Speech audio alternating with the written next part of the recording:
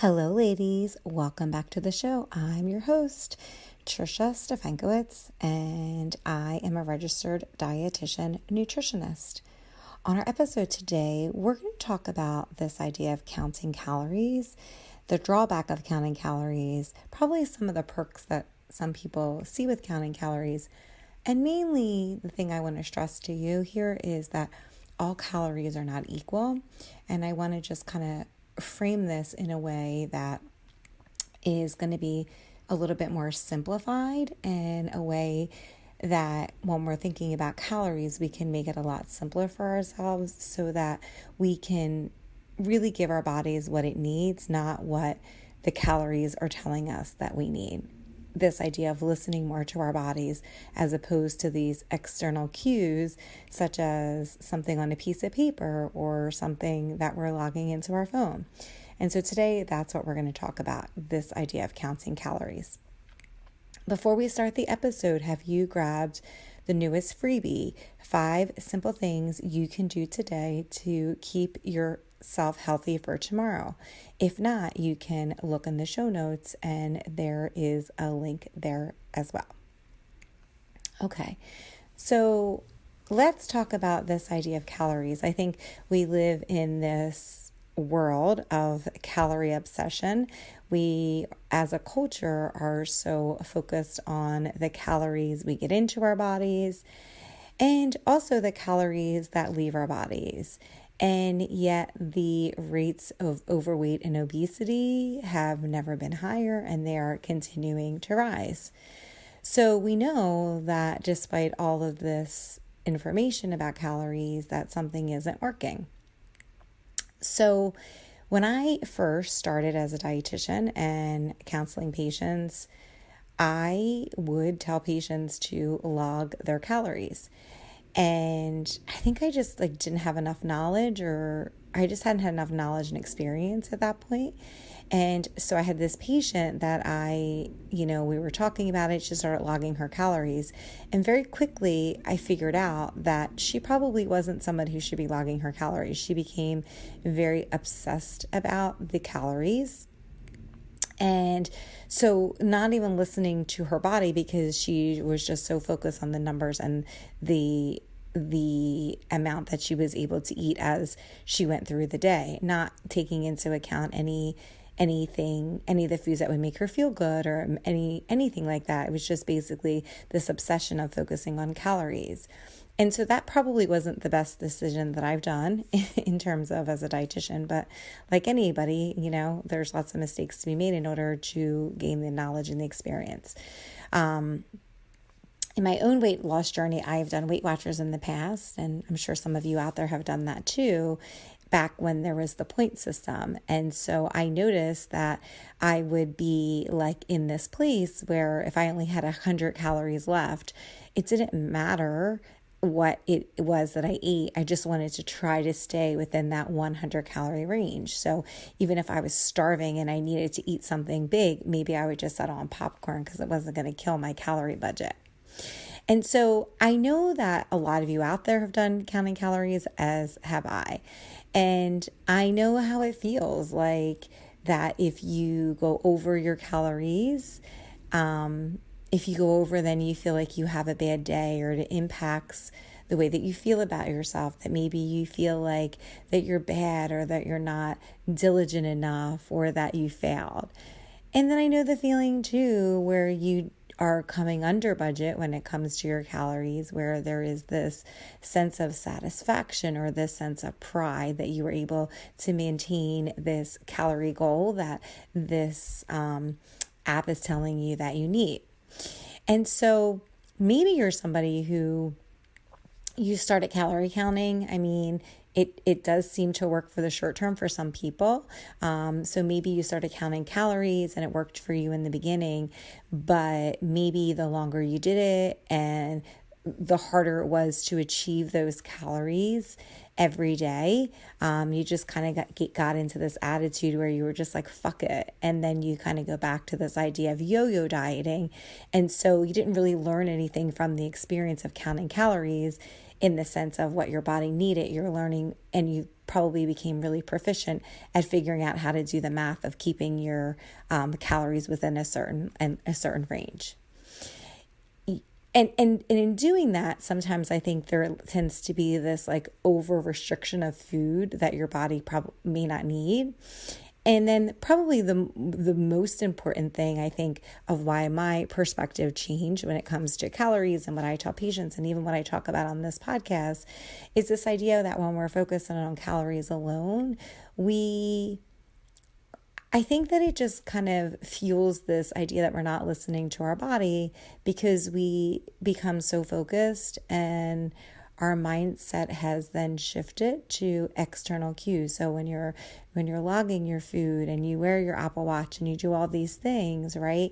You're knowing that like, okay, I have to have this many calories per day.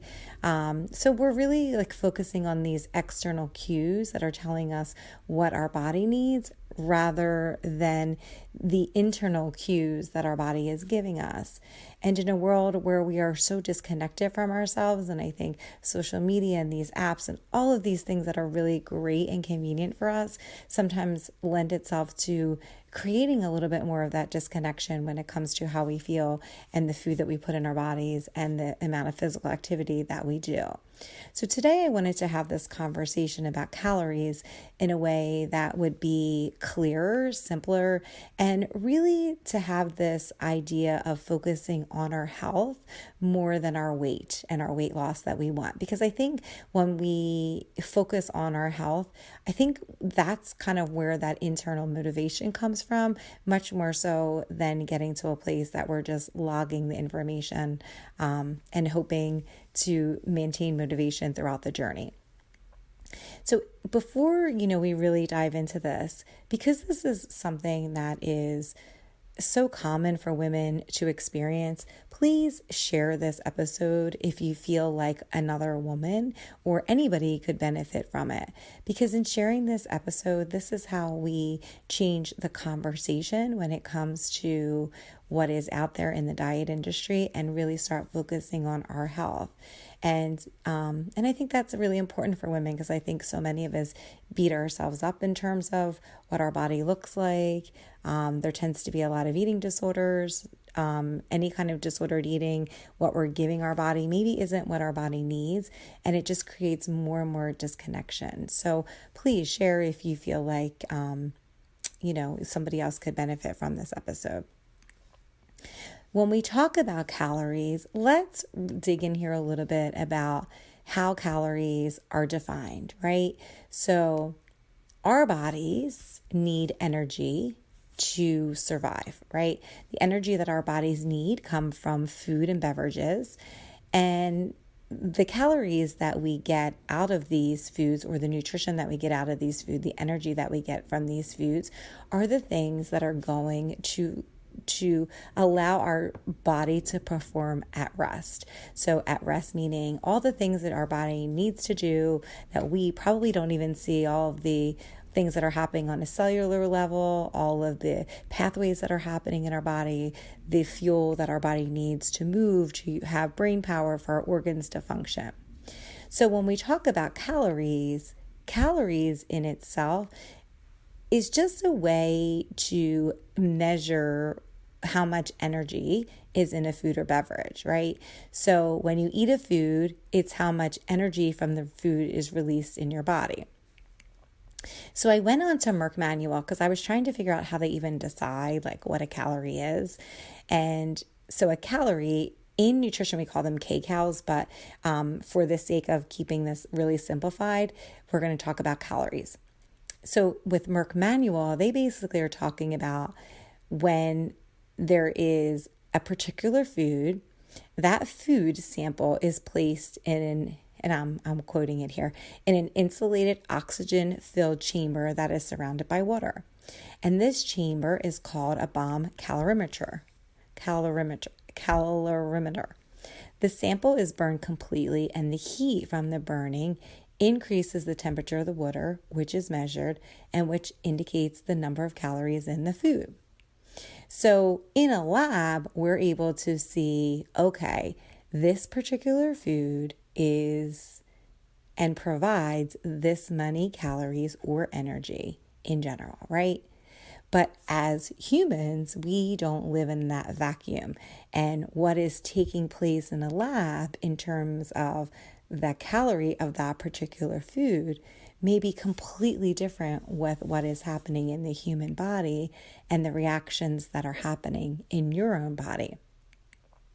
This is important because how our body works is very different than getting the amount of calories from a sample in a lab or something that is in a lab environment, right? So most people say, okay, how many calories do I need? Well, it usually is varied according to lots of different things.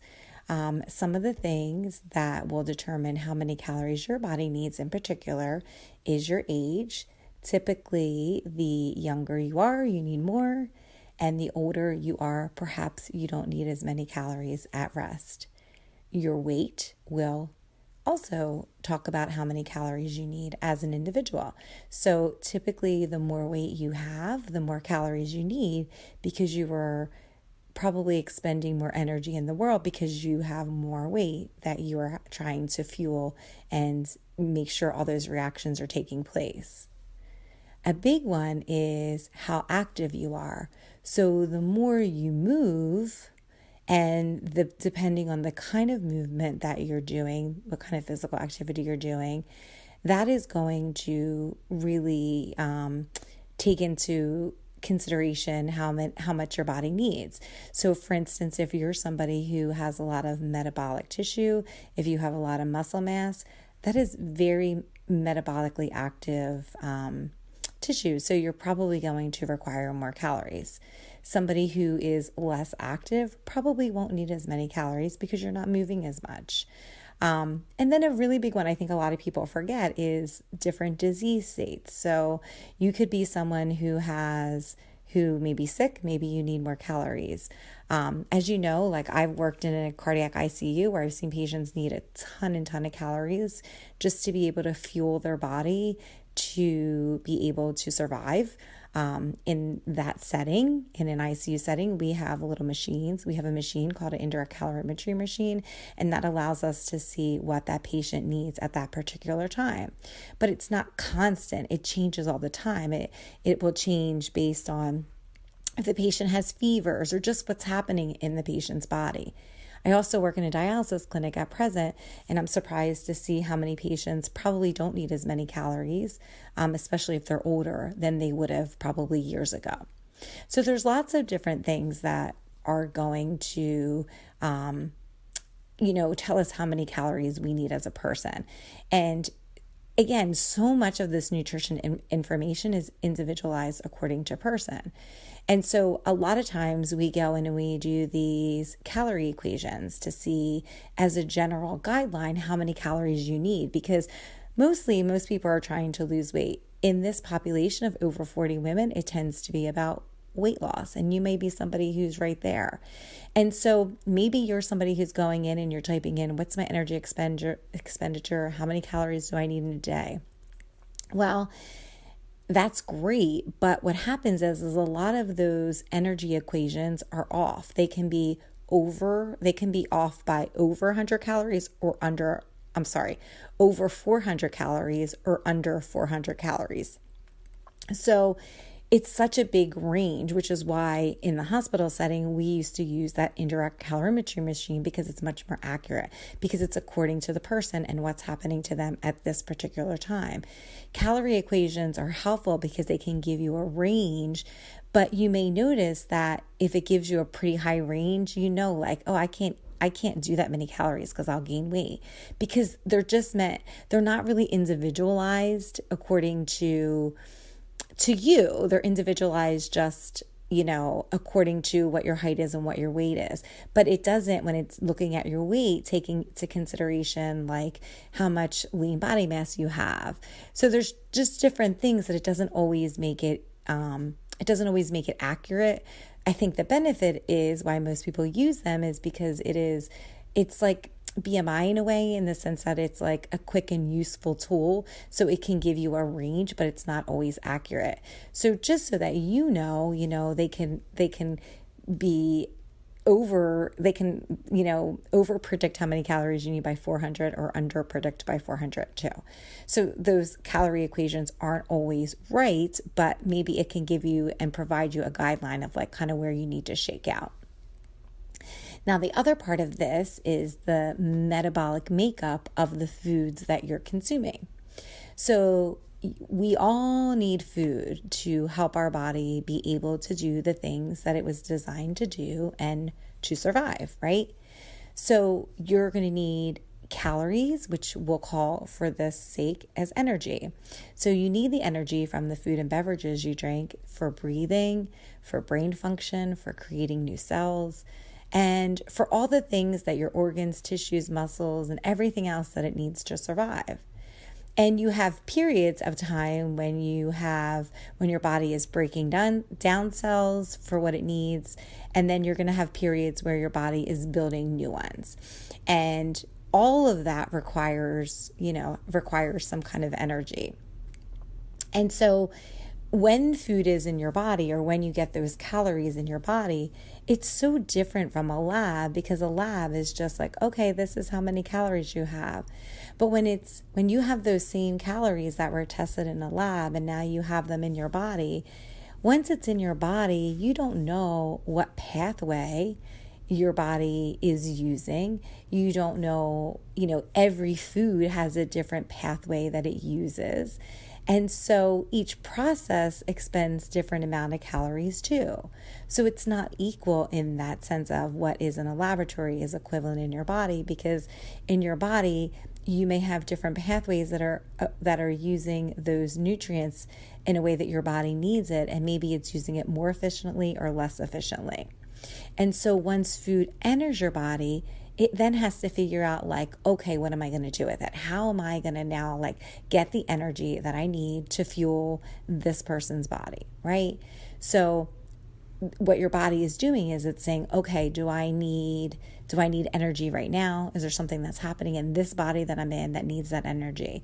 Do I need to store it for a little bit later, where I'm going to store it in my muscles and you're going to store it in your liver? Or do you want to store it because you have some excess there? Do you need to store it for a longer period of time? Because maybe there's going to be a time in the future that your body will need to have those calories or that energy for when it needs it. And so there's lots of different things that occur. And one of them is, we have all these different hormones, and the hormones affect like the different pathways. And so that comes into play, but I'm not going to get into that too much. I'll get into it a little bit in like a second. But I'm not going to go into all that, because I think it gets really, I'm trying to keep this pretty simple, and it can be a little bit tricky. So basically, once that energy or that food is in your body, now your body's trying to figure out, okay, what am I going to do with it? And if it decides that it needs to use it now, it goes down one pathway. If it decides that it needs to, store it for a little bit, it'll go down a different pathway. And if it goes, oh, I think I need to store it for longer, it'll go down a different pathway. What makes things a little bit trickier is that the different macronutrients that you use will also go down a different metabolic pathway, right? So when I talk about macronutrients, so the foods that you eat, they're basically going to be broken down into carbohydrates, they're going to be broken down into fats, they're going to be broken down into protein. And so each pathway or each macronutrient may require a different pathway in order to get what it needs, the source of energy from that food. And what can further complicate this is that you may have a disease state, or you may have something going on in your body that may be different or need a different pathway than somebody who doesn't have the same disease that you have, right? And so that's why like this whole like one size fits all doesn't work for everybody, because everybody's different. Your hormones may be different because you may have just had a baby. Your hormones may be different because you're pregnant. Your hormones may be different because you may be premenopausal, or maybe you're menopausal. So all of those things are different. If you're somebody who has pre-diabetes or diabetes, maybe that's even different, because then your hormones are going to be different because your insulin resistance may be different. And something else that's complicating is that you can have the same calories of a particular food, but if the composition of the food is different, then it's going to be absorbed in different ways. Okay? So I'm going to give you a quick example here. So each food has like a different calorie makeup, right? So for instance, when it comes to carbs and proteins, there's about 4 calories per gram of that carb or protein. But then when you have fat, it's 9 calories per gram, right? So most people, back when I was younger, most people would avoid fat because they would say, oh, I don't want those extra calories. But what we didn't know at the time was that sense of having those extra calories, having that fat, was able to, give you more calories, right? Which a lot of people didn't want it because of that. But the other benefit of it was that it helped with cravings. It helped with like feelings of satiety or feeling of fullness that you weren't always able to get with having carbohydrates and protein. So it's looking at this, and I think when we talk about calories, is having this shift from that you're trying to lose weight and to really have that shift that you're really focusing on your health. Because if you're somebody who's listening to this, you're probably somebody who's over 40, and health is going to become a bigger issue for you as you start to age, because you're going to start to see like, oh gosh, I'm not as invincible as I once thought I was. And so that's why we're talking about this, is to kind of start to have that shift in your mind, so that you're not like demonizing food in the form of calories, but you're really looking at what it is you're putting into your body, how it's going to be the most useful for you, and also that's going to provide you and make you feel good. But that's also going to hopefully help you get off that whole like calorie counting regimen that you're probably doing now.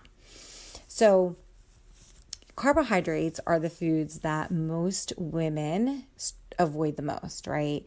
I think that it's kind of this whole idea like, oh, I can't eat carbs. Oh, they're going to make me fat. Right. So I want to just talk about an example with carbohydrates. So every food is created different. So your fats, your proteins, your carbohydrates, they're all created different in the sense that they all provide something different. Calorie range, they're different. What they provide in terms of nutrition is different. But then also each of these different foods provide something helpful in the sense of what it's doing to your hormones, right? So we're going to just talk about like when you're eating things that are like complex carbohydrates. So these are going to be like your whole grains, your fruits and vegetables. What's really great about these is that this is going to give you your vitamins, minerals. It's going to be foods that have fiber in it.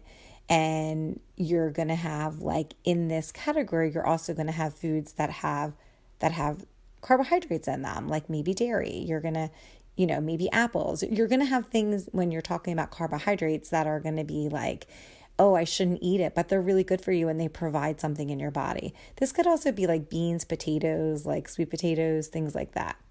But then you have this idea of you have these like man-made carbs. And these are the things that are like cookies and cakes and candies, right?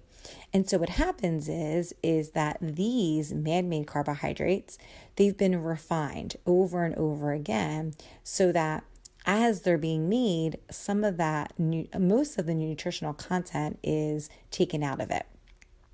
So for instance, if you have a food that is 100 calories, say you have, let me think of something here. Say you have like oatmeal, right? Oatmeal in the morning. And that's about maybe 180 calories. Okay.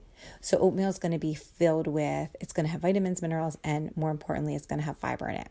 But then you take another carbohydrate and you say you take something else that is 180 calories. So say you have like a cookie and that cookie is 180 calories. So you compare oatmeal to cookies. So they're both, when you're looking at carbohydrates, they're both the same amount of calories. They're both 180 calories, right? So you think if you're just doing calorie counting, you think, oh, I can have either or because they're the same amount of calories. The difference is that the oatmeal is going to provide your body with things to keep your body optimized, like vitamins, minerals, and fibers. And this is also going to help, because it has these great things in it, reduce your risk of certain diseases. If you eat the cookie, which again, you can have the cookie. I'm not knocking the cookie, but I'm just trying to show you the difference. Still 180 calories, but it's all devoid of nutrition. And all it has in it that's giving anything to your body is the calories, right? So they're the same amount of calories, but the oatmeal will give you vitamins, minerals, help you with disease prevention. And the other one, the cookie, is not going to give you anything except it's going to give you calories. Those calories are then going to spike your blood sugar. So you'll notice you may feel good right away, but then an hour later, you're going to feel really tired. Maybe you're going to feel hungry quicker. That's probably that cookie is going to help make you crave more and more cookies, right? Because you're going to get that dopamine hit. And it's going to create more and more inflammation in your body because it doesn't have any of the nutrition that your body needs to help fight that. And then in the long term, it's going to help cause more disease. So if we're looking at it in calorie sense of what's going to help bring me closer to disease or what's going to help prevent disease, maybe start thinking about it that way. So you can see that all calories aren't equal. The oatmeal is going to do more to help you stay healthy. The cookie is going to be something that it's not going to help you in the long term stay healthy. So in terms of health, you're eating the same amount of calories when you're eating the cookie or the oatmeal, but it is doing something very different in your body. And it's either helping your body out for the long term or it's not. So we each require a different amount of calories that our bodies, and what that cookie or that oatmeal is going to do in your body is going to be varied according to individual. So if you are somebody who is eating oatmeal, it's probably going to be okay for most people. If you're somebody who has IBS or you can't eat a lot of whole grains because you have something that precludes you from doing it, that's okay. But if you're not somebody who does that, then I would say that that's probably going to be the option that's going to give you more bang for your buck. Also, if you are somebody that has pre-diabetes or diabetes, well, then eating that cookie is going to be a little bit harder to do, because eating that cookie, right, is going to go in your body because it doesn't have any of the extra nutrients to help your body, because it's going to break down really fast, and your body is going to start to become, your body's going to release insulin from your pancreas. Over time, as you keep eating more and more of these foods, the more resistant your body becomes to that insulin, and the more at risk you are for prediabetes, diabetes, heart disease, NASH. NASH is non-alcoholic steatic I think it's hepatosis. So it's basically what happens if you're eating too many sugary carbs that are refined, and all those conditions in general lead to increasing inflammation. And so that's why, the calories aren't created equal, because they do different things in your body. So if we kind of really put the focus here on what is this doing to my body? How does this make me feel? I just think it helps kind of put that in perspective for you. And I think it's easier to feel like you have that internal motivation of I want to eat this today, because you're internally motivated by how it's going to make you feel, versus having this external motivation of keeping up with whatever is in your calorie log.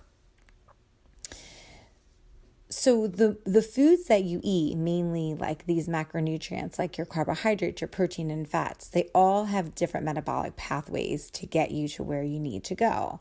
And each of those macronutrients take you down a different path to get to the final result that you need, right? So, we talked about on here about with that last example with the cookie, right? The cookie is going to not give you any nutrition. It is going to require insulin to be released. into your body to help break down those sugars. And then over time, your body, the more it continues to do that because you're eating more and more of those foods, at first it's going to be nothing because it's going to be really easy because your pancreas is working normally. You don't probably have any diseases that are, doing anything to that. But then over time, the more you're doing that, the more insulin that you're releasing from your pancreas, the more resistant your body gets. And then your body's not able to break it down. And so that's why, you'll see people that have like an increased risk of prediabetes or diabetes. And in the US alone, I think there was like a statistics that I saw from Cleveland Clinic that basically said that 1 in 3 people have prediabetes. And typically prediabetes is asymptomatic, and the only way that you have it is you go into your PCP or your primary and they do a hemoglobin A1C test. And then if your hemoglobin A1C is greater than 5.7, then you likely have prediabetes, or the higher it is, the higher your risk for diabetes. So if you're somebody who hasn't gotten a hemoglobin A1C tested in a while, it probably wouldn't hurt because there may be other things going on in your life than maybe the last time you had it done, if you've ever had it done, and it just might provide you with some information. And I think sometimes too, when we know that there's something going on in our body, we're always like, oh, let me try to fix that. And that might also help you feel like, it might help you kind of identify and feel what's going on in your body so that you can make the changes over time. So basically the takeaway in all of this is that, let's just focus on like what it is that you need, that your body requires. We are not in a lab as individuals, so it's impossible for us to know how many calories our body needs every single day. Because again, these calorie calculators are going to over or underestimate us by about 400 calories. And then 2, I think there's an over or underestimation of what we burn off too when we're doing the different activity trackers. So the only way that we really know for sure is kind of like looking at where you're kind of shaking at. If you're somebody who's been able to like maintain your weight and that's your and that's kind of your goal, then whatever you're doing is working. But again, it's different for everybody. So it's just trying to figure out and be more in tune with what is happening in your body. So the takeaway here is, I know you're like, what is the takeaway? Is let's start to shift from having this control about our weight onto this idea of really our health. Because again, I think this is where it's going to kind of get us to a place that we're able to get the information that we know to see what our body needs. And I think, again, like when we're focusing on weight, we're not really listening to our own internal cues. We're not listening to our cravings. We're not listening to if we're feeling hungry. We're not listening to, does our body feel better? Is our emotional eating better? We're not taking any of that into consideration because we're so focused on a number. So let's start to kind of like think about that shift. Also, in terms of like foods, eating, like what to eat, I've done so many episodes on different diseases and different things. And it always comes down to like eating your whole grains, eating less refined foods like your cakes and your cookies and your donuts, eating fish and lean meats and veggies and fruit. And knowing that, the more processed the food, the more refined it is, that it's going to have an impact on your insulin levels if you're somebody who has prediabetes or diabetes. Now, in saying all that, I'm also not demonizing food here either. You don't live in a lab, you don't live in a vacuum, and so it's not going to be what you consider perfect every day, and nor is it the goal. The goal here is to have some kind of balance in foods that make you feel good, that make your body feel good, that help with your cravings and help with your hunger. And then you're also going to have foods that you just like and that you enjoy and that you have a preference for. And that's okay. But I think it's just like knowing what is happening to your body and really being like, okay, this makes me feel good, I'm going to do it. And knowing if there's something that's emotional going on or if there's something else to it. Now, if you're somebody who is logging calories, what do you do? Well, I think you have to figure out what works for you. I am not here to tell you what to do because you know you better than I know you. But if you're somebody who is like that patient that I had who is obsessive about calories, I probably wouldn't count them because I think it gets to a lot of like disordered eating and disordered thinking. And it might get you in a place where you're going back and forth in your yo-yo dieting, which in the long term isn't going to be healthy for you.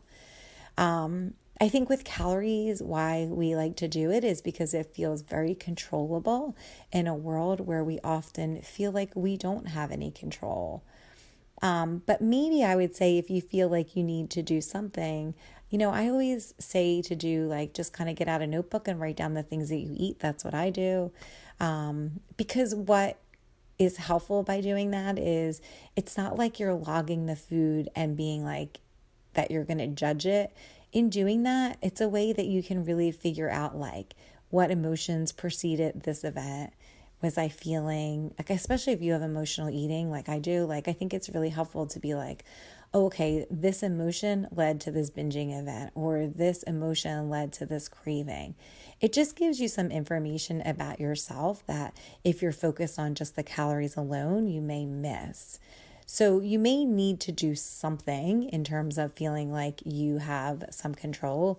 And I think it's just you have to figure out what works for you. If logging is something that works for you, just pay attention to the yo-yo dieting and pay attention to the cues and pay attention if you're listening to yourself. But if you're somebody who really struggles with emotional eating, I would say write down the food that you're eating and the emotions associated with it.